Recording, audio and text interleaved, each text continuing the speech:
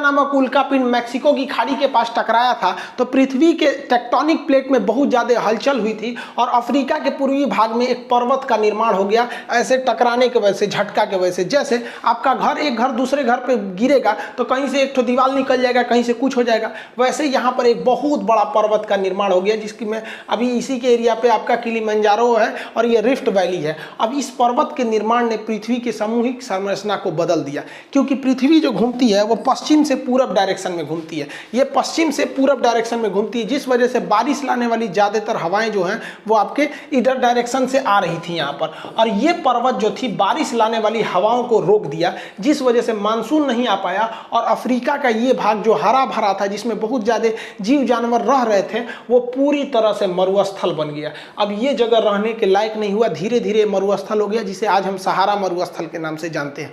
और यहाँ बंदरों की बहुत ज़्यादा प्रजाति थी। अब वो बंदरों को खाने के लिए जगह नहीं था, तो वो बंदर अब जमीन पर उतरने लगे और इधर उधर जाके तलाशने लगे खाने पीने की।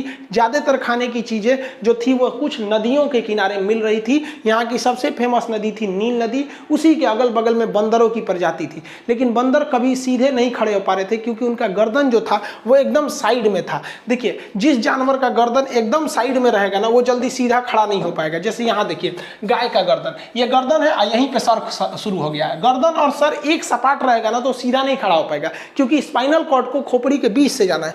कुत्ता का देखिए, गर्दन और सर एक साथ में है। पहले मानव का भी एक ही साथ था। यहाँ देखिए, धीरे धीरे मानव का गर्दन धंसने लगा, और जब ये मानव का गर्दन धंसने लगा तो ये मानव सीधा खड़ा होने लगा, क्योंकि गर्दन हमारे बीच में होना चाहिए, तभी सीधा खड़ा हो सकते हैं। अगर गर्दन साइड में रहेगा ना तो हम सीधा नहीं खड़ा हो पाएंगे, और जिनका गर्दन बीच में रहता है वही सीधे खड़े हो पाते हैं। इसीलिए हम लोग को तकिया लगाने की जरूरत पड़ती है। तो मानव धीरे धीरे खड़ा होना चालू हो गया, इसीलिए अफ्रीका महाद्वीप को मानव जाति का पालना कहा जाता है। ये क्वेश्चन पूछा हुआ है कि क्रेडल ऑफ द मैनकाइंड, यानी मानव जाति का झूला यानी पालना किसे कहते हैं, तो अफ्रीका को कहते हैं, क्योंकि यहीं से मानव की प्रजाति की शुरुआत हुई थी। बंदर कपी से हम लोग आज जाके हम लोग होमोसेपियन यानी मानव का वर्तमान रूप लिए हैं।